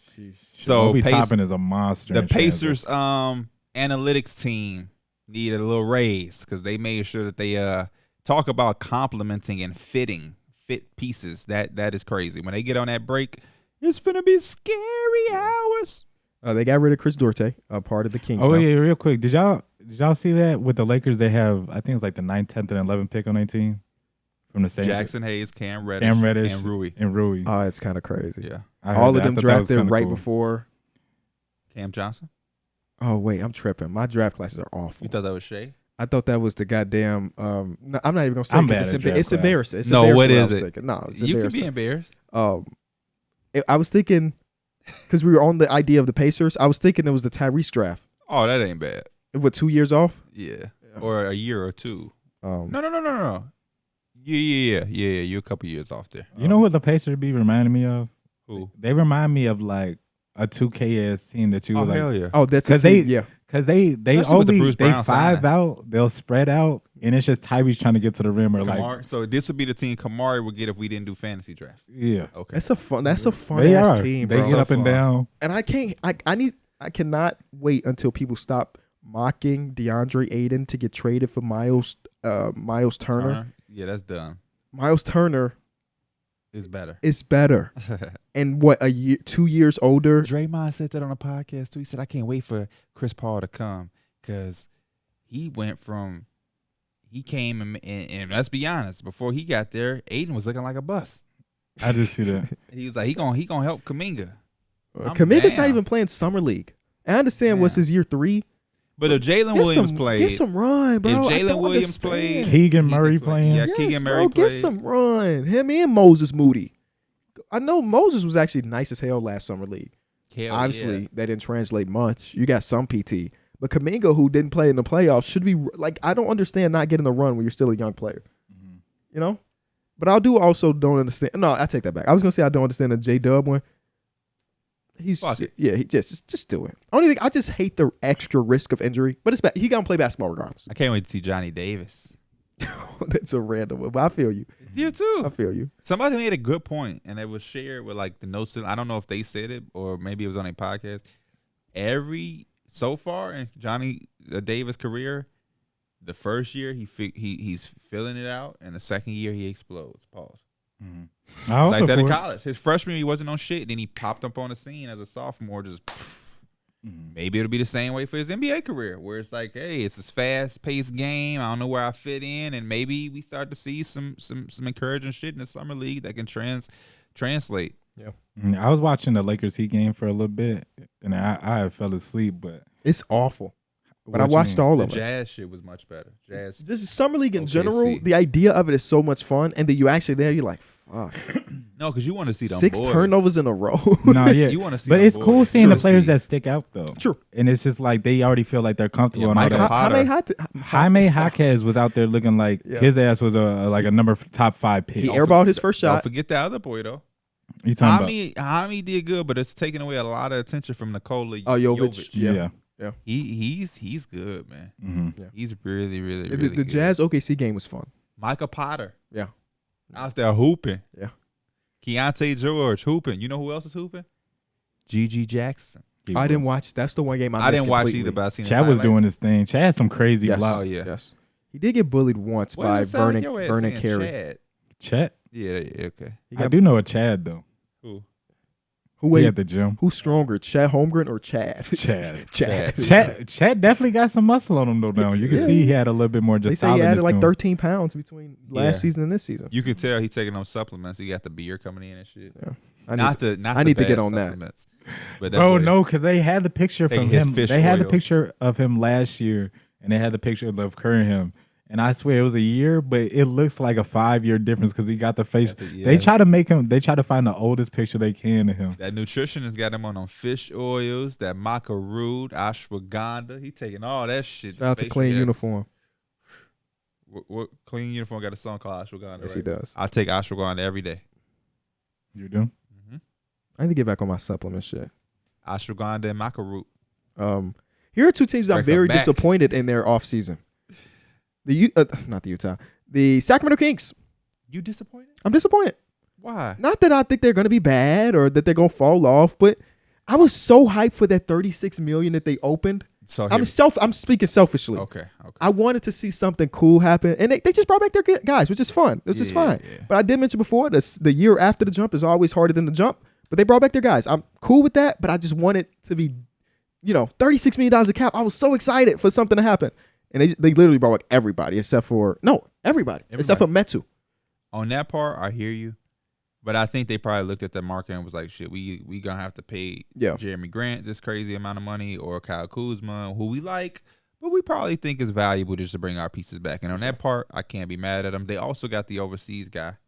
Yes. Actually, I completely take away everything I said. I forgot that he's coming over. He gonna fit their offense. Dude is a dog. Now, how he translates to the NBA is a lot, it's tough to transition from that league to this league. The same sport, play completely different. But I love it. I love it when those guys come over because you know who I still watch to this day? Who? Nikola Mirotic. I still watch him. And he could be killing because he's such a good basketball player. I was just watching him the other day, just on YouTube, like watching the shit he doing over there, and like, come your ass back, bro. I'm like, damn. He's scared. Come your ass back is crazy. Sasha Vezinkov. And OKC got one too. Yes, they did. I was aware of Sasha because I was just scrolling TikToks, and my TikTok is now NBA basketball heavy. And there's an account, I think it's called Eurobasket Hoops, and it just shows highlights of people overseas. Buddy was dropping 30s without dribbling, off cuts, catch and shoots. Literally did not put the ball on the floor. He had I think a 40-point game. He dribbled 6 times. How tall is he?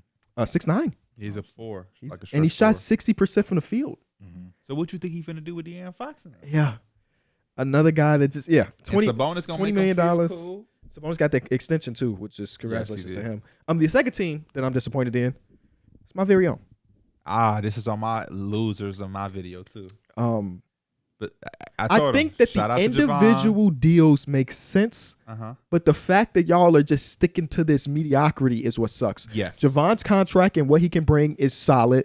Torrey Craig makes sense for the team. In my video, he wasn't on the team yet. Okay. Torrey Craig makes sense for the team. Kobe White's contract looks good. Brought back Drummond, $3 million. But our team still sucks, and we're still just gonna be mid. That was a point I made in my video. It's like I didn't expect the Bulls to go and sign fucking Kyrie Irving, but everything that they're doing is telling us that they're sticking with this core that hasn't shown us anything or any reason to stick together. I needed them to move on from. I wouldn't trade Zach LaVine, but I needed the Bulls to trade Zach, DeMar, and wash their hands with Vucevic, or in some way. And even if you brought back Vucevic, cool. DeMar or Zach. We have to show that we're doing something different, and we don't think that this little big three is it. Mm. And they didn't do that. They kind of doubled down on it, and maybe I don't know. Maybe they'll trade him during the season. tweeted Zach LaVine's name. Yeah, I mean that still is there. That was like 4 days ago, 3 days ago. We'll see. But I think he tweeted in connection with the Dame shit. So. Yeah. I be laughing at the Bulls, but it is kind of sad though. Would you be mad? It's dead ass sad. It is. No, I'm agreeing with you because it's like the owners just like they kind of play in y'all face. It's like 100%. It's like and you know having somebody in my bed. Like I ain't got nobody in my bed. It's like I obviously know. It's just like you don't have to try to play around and be like, you could be straight up with the fans. And you know what it is, Mike? My fandom is attached to 2 teams that they own. The White Sox are ran the exact same way. It's the same thing. Shout out to Lou Bob though, he and all stuff. Shout out to him, but goddamn. And I have no this fandom. It sucks, but it's so engraved in who I am that no matter what happens with this organization, they're gonna have my support, and they don't deserve it. In 10 years, it could be different. That happened was before I was even able to speak. And here I am supporting this fucking organization just because I was born in this city. That sucks. No, and I understand y'all that stepped away and went to different places. I understand it. You made that decision. I'm blaming my dad. But I mean, I'm a Knicks fan and we haven't done shit, so. But at least you I know you made that decision yourself. Oh, yeah. It was engraved in me to be a Bulls. I had no choice, really. You know what I'm saying? And that now, at 26 years old, with the brand that I've built, I still don't have a choice. Imagine me right now saying, fuck the Bulls, I'm a Thunder fan. With my support, it won't make sense for my brand. You would be a real cool Magic fan. I can't do it because they finessed us 2 years ago, and I'm gonna forever. That's what I'm saying. If you were a Magic fan, you would be on the other side of it. I could see you being like a Franz Wagner fanatic. You would be super into Paulo. I'm always interested. Had the Mo Bamba jersey edit on. Yeah, Mo Bamba fan club. Yeah, fuck out of there. That's why I'm always interested in people like Shams. Grew up a diehard Bulls fan, but as he progressed in his profession, he detached himself from all organizations. I kind of envy that, and I'd be thinking, should I do that? I don't think I could. I genuinely don't think I could. I don't think. I think part of my lore is that I'm a normal NBA fan. Yeah. But still, he's doing it because he's reporting. Exactly. But even if, let's say, it makes sense for the brand, I don't think I could because I need the White Sox don't win anything, but I've not missed a game this season. And I feel the same about the Bulls. It's an attachment. It's an attachment at the end of the day, too. Because if it ever happens where we get the guy and we are good again, I'm going to look back on these shitty years and be like, that's the reason I did it. In 10 years, it could be a lot different because you just had that experience of some of that shit is. Yourself. The White Sox, you should miss some games. I can't watch it. When I say I don't miss, it's that I'm keeping up with it. Oh, okay. Most of them I'm watching literally, but some of them, I might be driving, so I'm listening to it, or I got the notifications. Oh, home run for the other team. I'll be going back and just in 5 different variations. I'll be watching the highlights. I had to watch that game with Shohei. He had fucked the White Sox. Smashed that motherfucker. Yeah. But when it is going, it's so fun to watch your favorite baseball team be good. It's just been so long. But both of those teams are in that point that I think is the worst point to be in, where it's like, number one, what are we doing? And it's the middle of the pack. And the White Sox not even in the middle of the pack, and neither are the Just Bulls. bad, but the yeah. roster is a mediocre in the pack. It ain't like we have this top prospects in the farm system that we're like waiting for. Right. Oh, here comes our Jeremy Pena. Same thing with the Bulls. The Bulls drafted fucking Julian Phillips from Tennessee, who was cool, but it's not We'll see nothing. him on Friday. Ain't got y'all like Exactly. Dalen Terry, cool, but ain't had y'all like. Yeah. Do you know what it is, though? The Reinsdorf family is carried by the fact that they are in Chicago, and Chicago cares about their teams. The Bulls were dog shit for 5 straight years, and they still were top 5 in attendance every season. No matter what, the Bulls fans are going to pack out the house because at the end of the day, they love their team. The one thing that we are seeing is that the White Sox overall attendance is down 25%, which is fucking beautiful. My bad. Don't go to the ballpark to watch a shitty team if you're upset with the ownership, but you can't expect NBA fans to do the same thing because there is a limited amount of games, and a basketball game is just objectively fun to go to, regardless if the team is good or bad. Baseball is too, but you know what? There's nothing fun about going there. Like that Giants game, Oh man, that put such a bad. We have fun. We going have to not been baseball back. games, but not back. No way. cold, rainy, opening day. You excited? In line. Yeah. And these motherfuckers is hitting home runs before I can sit my ass in the seat. Yeah. Oh hell no, y'all crazy. That put such a bad taste in my mouth. Man, I cannot wait for like. I thought we was gonna break a record for how many games we was going to this year. Yeah, and we've been to 2. Well, that clock ain't help it One either. was in Wrigley. One is in Wrigley. They had that pitching clock, and that was just had the game going by so fast. It does. If you're in the ballpark, the pitch clock kind of is shitty. But like as watching it at the crib, I love it. The Cub game ain't affect us as much because we was there on time. There, but the Sox when we was running a tad bit late, so Yeah. it felt like every minute we was And missing. we weren't even late. We just didn't account for it to be an opening day when it was True. 30,000 people there. Never had been to an opening day Yeah. before. Anyway, the Bulls are losers in my opinion of this offseason. They just have not done anything. Again, I think the Javon signing, Torrey, who else was it? Kobe White coming back and Drummond. On paper, all of those are good signings. But again, it's just doubling down on the core that hasn't done a goddamn thing by themselves. And I say by themselves because when Zoe was there, they were good. Philadelphia 76ers are losers to me I agree. because I mean it just looks like James Harden don't want to be there. Damian Lillard is maybe a pipe dream. So you talk about losing Harden and getting Norman Powell and them type of guys back, it only increases the odds and chances of Joel Embiid exiting. So for me, that has to be a loser.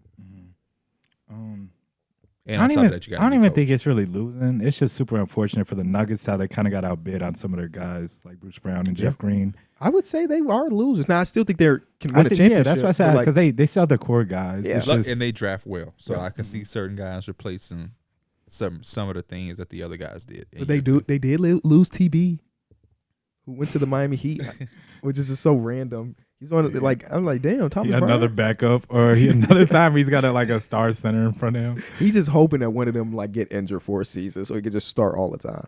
They don't fuck around to trade him after. But no, I think you're right. I mean, losing Bruce Brown sucks, especially during the parade where they were pretty confident that they were going to be able to bring it back, but you can't match $20+ million annually. And then they lost Jeff Green, obviously, Uncle Jeff, and then Thomas Bryant, who, is Smith still on the roster? I think they got DeAndre Jordan, though, right? Got DeAndre Jordan. We got brought him DeAndre back. Jordan back. Jeff Green going back to Houston sucks because I wanted to see him on a different team. He already played for Houston. You wanna see him Last see time that he was in ad? Houston, keep he had to adding. play center. So They might It is trade true. him. They might trade him. Yeah, because I just need him to accumulate every single jersey. oh yeah, true. Get a green jersey in every color. I wanted to see the Mavericks do a little bit more. I can't say they're a loser. They brought back Kyrie. They drafted well. The White Power is back. But On a cheap ass. yeah, cheap deal. Like Golly. 3 years, $12 million. It was something like that. I'm like, damn. But I wanted They to scratched see, his back on his last contract, so he's stretching him now. want to see them be a little bit more active. Yeah. The Kelly Oubre. Still Him and Christian Wood losers right now because there's not a lot of money out there to be got, and they still haven't made a decision. So what I would do is I would stick my middle finger up and I would go to a team for like a Like vet Eric minimum. Gordon did. Yeah, Eric What, Gordon. Eric Gordon? They're a winner. The Suns are a winner. Yeah. Josh Okogie, Yuta Watanabe, Eric Gordon, Metu, Drew Eubanks. They added shooter. They added shooting and they added just like bodies that I think are more. Oh, the Mavericks also brought back Seth Curry. Yes. No, I think for how the Suns started off and how we were questioning the roster, I think what they did is pretty good. There's still some holes you could try to fix, but you'll be fine. I think some of the stars kind of overlapped that. They made that money stretch. The Eric Gordon was a really, really big one for them. Mm-hmm. But yeah, if I'm like Kelly Oubre or I'm Christian Wood, I just go somewhere for a very, very I go somewhere and overpay. If I'm Christian Wood, I'm going to the Suns. Matter of fact, that's what I said too. I'm taking a cheap ass deal and I'm sticking my middle finger up to the rest of the league, and y'all finna cry about it since nobody wanted to give me my bag. Mm-hmm. I'm DeMarcus Cousins. What DeMarcus Cousins say? I'm a warrior. I can see Kelly. Remember how mad we was as a basketball community? If you go back and play that 2K, I forget what year it was. He's still a 92 overall. So that team is impossible to be in the play. Like I had a whole video where I'm trying to build the team to go against them. I lost every single time. Mm-hmm. That team was so fucking stacked before we found out that Boogie wasn't still up to the person that he was before that. But that team. Bro said he looked at that camera. I'm a warrior. I'm trying to think about teams for Kelly Oubre, and this is like you're going there on low money. I think the Mavericks. The Heat. I think it would have been cool too, but I feel like the Cavs kind of signed up some threes, but I think Kelly Oubre could have fit well with the Cavs too. Hell yeah. The Cavs had a good offseason. Yeah. Max Strus. And then George Niang, and then roll back Karis LeVert. Got some shooters. I've seen that a lot of reports that they're willing to move Jared Allen. Yeah. After kind of what, I think they're kind of ready. Got too bright. Yeah, no player should ever say that aloud. The playoffs had him looking kind of. It's just I feel like that raised a lot of questions with him. What happened in the playoffs? And Mitchell Robinson bodied him, dominated him, and also Mobley's more of a center anyway. Yeah, I don't think they want that two non-shooting Mitchell Robinson ain't an all-star, but he better last year. Remaining free agents: Christian Wood, P.J. Washington, Grant Williams, Kelly Oubre, Matisse Thybulle, Ayo DeSumo, Jalen Noel, Troy Brown. Which I thought Troy Brown his deal not go through. Who did he assign with? Minnesota Timberwolves. He sure did. Yeah, but I this don't is know. from an hour ago. Shit. Terrence Ross, JaMychal Green, Paul Reed, T.J. Warren, Hamid Diallo, Mike Muscala, Dario Saric, and Anthony Lamb. I feel like T.J. Warren is going to be a Sun again. I feel like Diallo going to be a Jazz. That's so random. Because I feel like he's nice. I just feel like a team just got like they didn't really got expectations going to pick him up. Yes, he did. Yeah. That's Kyron's guy. Diallo? Because he just be dunking on 2K. PJ Washington, I could see a couple teams looking at him too. Did y'all like Lonnie Walker going to the Nets? I kind of like that. Yeah, I like that pickup a lot. That was kind of cute. Yeah, that was a cute little pickup. The Knicks, man, Knicks might as well swoop in on Kelly. They might as well. You got a lot of players over there. We do, don't we? Kelly averaged a dub last season. He had a I don't remember any shot that he ever took, bro. I talked about this man so much last season on this podcast and on Twitter. I cannot believe he's still a free agent. Just sitting. You know why? No disrespect. Jalen McDaniels, Raptors. I like that pickup. He's such a low IQ basketball player a lot of the times. And I just think teams are turned off by that archetype of player now. But he's so good defensively at times. Yeah, at times. I was gonna say a lot. I guess he can get overlooked because it was just in Charlotte. And when I see that's why he had any shot he could really get, especially with LaMelo being out sometimes. They had Dennis Smith Jr. running starting point guard for a long time. Who got a contract with the Brooklyn Nets? I'm pretty sure. Who? Dennis Smith Jr. Yep. Mm-hmm. So, but I mean, yeah, though that. But if you look at like the skeleton of his game. He feels like a battery pack type player. Like he always got energy. He will give it hustle on the defensive end. He bring swag. And if anything, if you don't think he's not like a starter quality for your team, he could come off the bench, give you 10, 15 points for sure. Definitely. So I would take a look at him. He didn't shoot his best 3-ball last year. What was the number? But yeah, 32% from 3. But I feel like the attempts are crazy though. Exactly. The attempts are crazy. 38% from the corner. Catch and shoot was 32%. Above the break was 29% and pull up was 30. But his 3-point shot quality was an F because he played with the shots that he would take were crazy. His openness rating F percentile, 9 percentile F rating. Isolation his ISO impact was in the 65 percentile. And he didn't even get many ISO attempts. His percentile for isolations per 75 is a D, which is 31 percentile. He didn't have a lot of opportunity for ISOs, but when he did, he killed it. Matchup difficulty. He guarded. He's in the 82 percentile. He guarded them dudes. He ain't run away from the KD matchups. The Hornets had their summer league roster had a lot of people that are expected to play for real. Bryce McGowan's. They of James course Bouknight. Bouknight was on the team. Dennis Smith Jr. Nick Smith Jr. Nick Smith Jr. Kai Jones was on that team. Kai Jones, and And Brandon they Miller. got ran. Kai Jones. Who was that was killing, bro? They had Jonathan Julian Champagny. Yes, him for and the Spurs. hold on, I gotta spazzing. look. It was a And big Dominic man. Barlow. Dominic Barlow was Barlow. killing. Yes. He them. was killing them. Yeah, Like literally, he did a brought up court ISO spin move lefty high off glass. I'm like, he God he damn. athletic as hell. I'm excited for him. They said he shouldn't even be playing. But I anymore. love Champagne because that's what he was doing at St. John's. And he signed a real contract. Yes, he Shout did. out to him. Yes, he did. Shout out to him. Yes, he did. But I'm excited to just watch some random summer league games, especially if we in the arena. It's gonna be amazing, bro. I'm like the Bulls play. For the day we land, we gotta think about how fast we got to turn shit around. We gonna land at like 11ish. I don't give a fuck about the Bulls, so I could take my time. No, the Bulls play at 3. I think. Oh, I think the first game starts at 1, and I don't remember who it is. But if we want to like really get into it, we gotta check in, eat some. pick up credentials. Yeah, that take. but it's right there though. But that line, It's always a crazy. circus. And then get in like we have to quickly turn shit around but that's if we want to be there. Let's see what the first game is actually. Now that we Please, sitting together, and I'll tell you. If I it's, love if it's worth going defensively. to. Kelly Oubre, a lot of deflection and steals. He's 92 has- he got percentile, game. 91 percentile. Timberwolves Pelicans is the first game. Our guy Jordan Hawkins. Jordan Hawkins. Second game is the Bucks versus Nuggets. Julian Strother versus Who they playing? the Bucks. I don't even remember who the Bucks end up picking up this year. This first game, they kind of weak. The Bulls versus the Raptors. Holy shit. I'll be there for that. Grady Dick. I'll be there for that.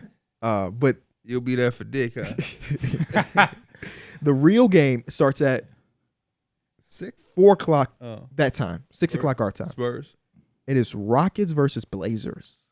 That should be really That's good. that's Hey, Shaden Sharp, the best player in summer and it's league. ESPN too. It's on. It's That's the one bro, Dame. every time we go that's to the one summer that- league too. That's the They one gonna Dame pull gonna up. walk. When we go to that other court, I think is that And the the Cox side. one? Yeah, the I side. feel like we always be standing there for a second waiting at that line, but we like, Yes. oh, we can just go in You know with what's the funny? credentials. What's the up? Bulls game is in the Cox Pavilion. Of course, because they weak.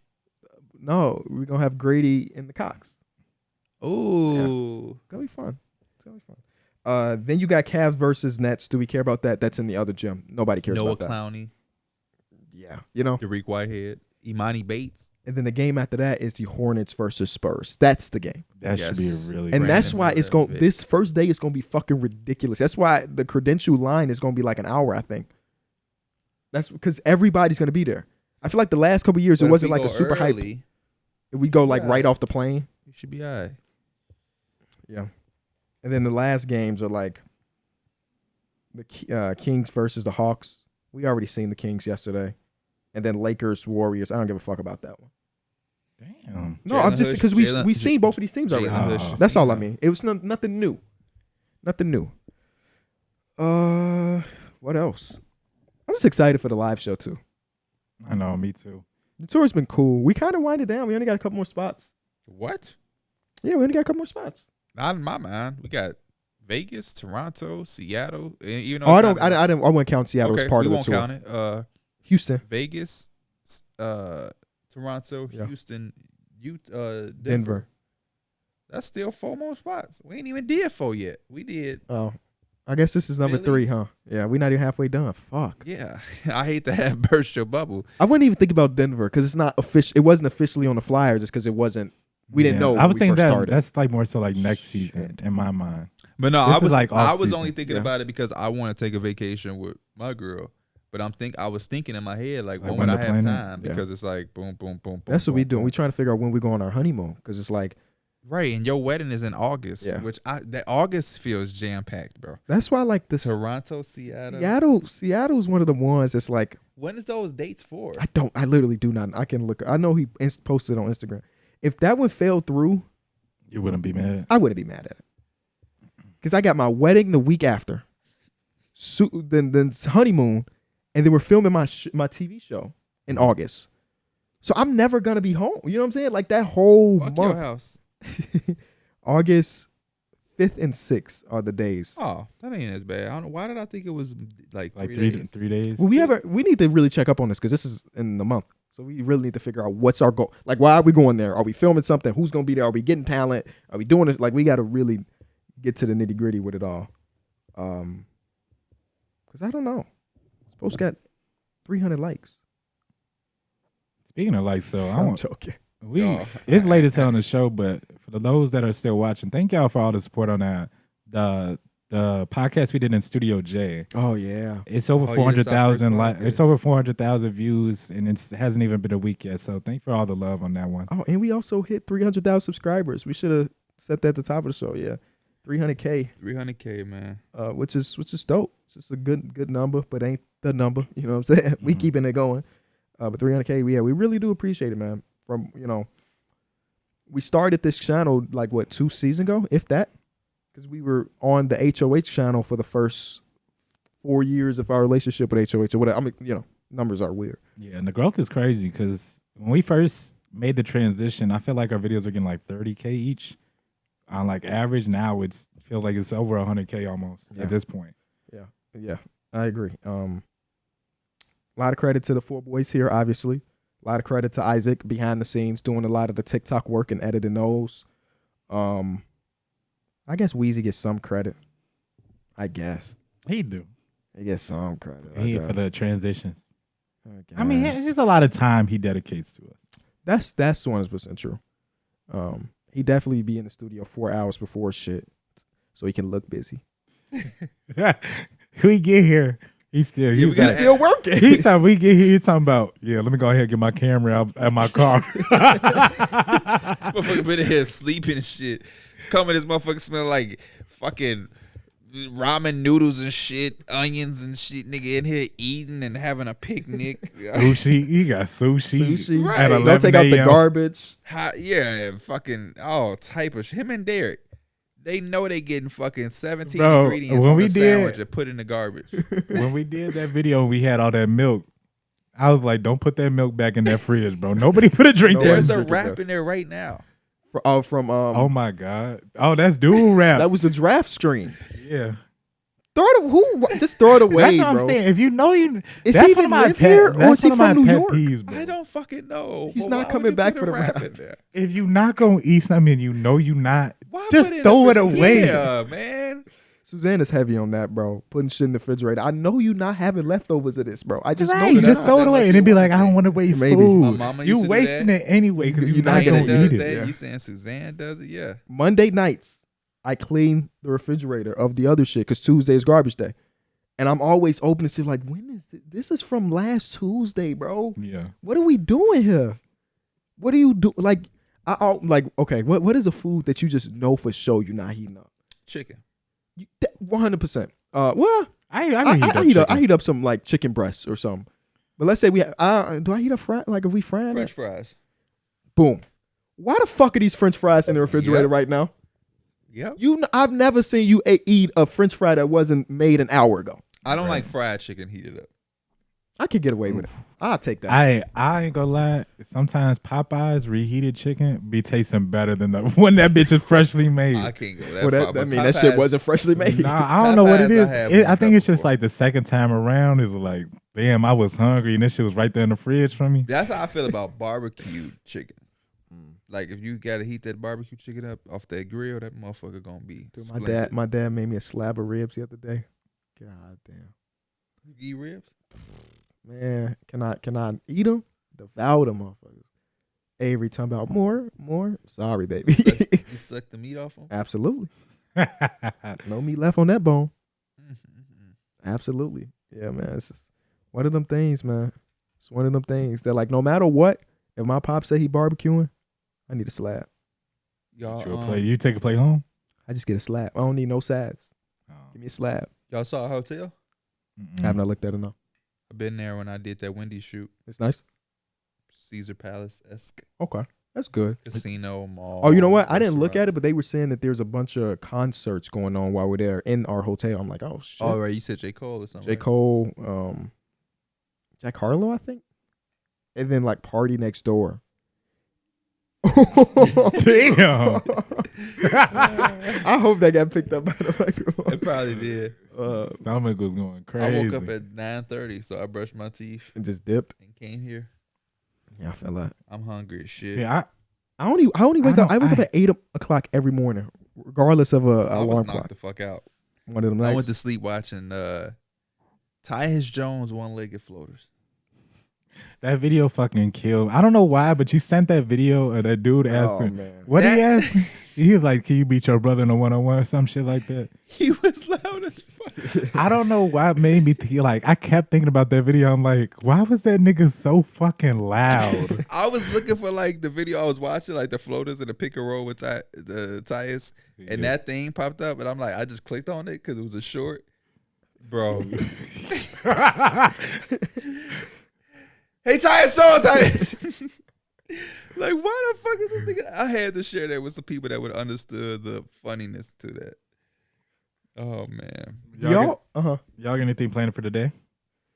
not necessarily. I don't celebrate the 4th of July. I mean, I might. if Like, somebody grilling, if somebody I'll be pops up or Yeah. like something pops up and then like there's an event where you can see some fireworks, cool. But I'm not there. It's definitely breaking my back for fucking for 4th of July. for the Suzannes of the world. What's Suzanne? What that mean? She's celebrating right now. Doing what? They went. There's a parade that goes through the neighborhood, so they went to the parade.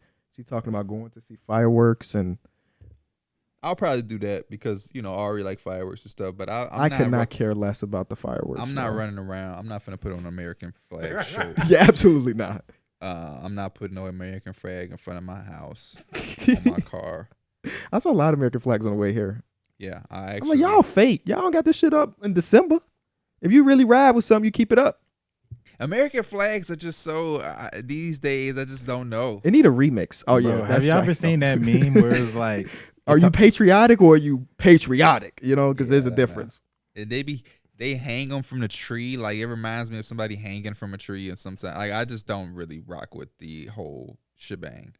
have y'all seen that meme where it's like just remember on 4th of July when you're lighting your fireworks, like these guys are scared and it's a dog. Bro, Koba was, man, I feel bad. I do be feeling bad for them. Now, luckily, it only lasts for 7 days out of the year.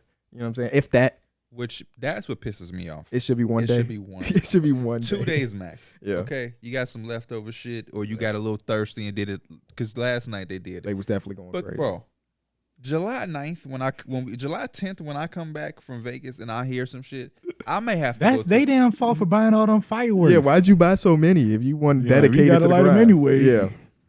Yeah, we were in the basement watching a movie because I was thinking, the basement's probably the place where they probably can't hear it. You know what I'm saying? Let's go watch a movie downstairs. Koba was in a ball all night, and I felt Ari was so in the car. bad. She wanted to drive. She wanted to drive to every single one. So boom, I'm like, all right, let's drive to here. We watched them.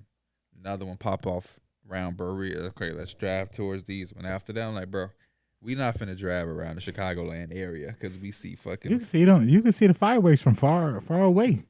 No, but we was already in the get- car, so it's just like. You just got to get in that one spot where it's got like surrounding ones going off. Yeah. You got a whole show right Yeah. there. Yeah. It's not a day that really matters too But much. kids also to me. can't look for shit. Me and Dana like, look, Ari, Always late, delayed. where? Yeah. Where? I don't see it. Yeah. Where?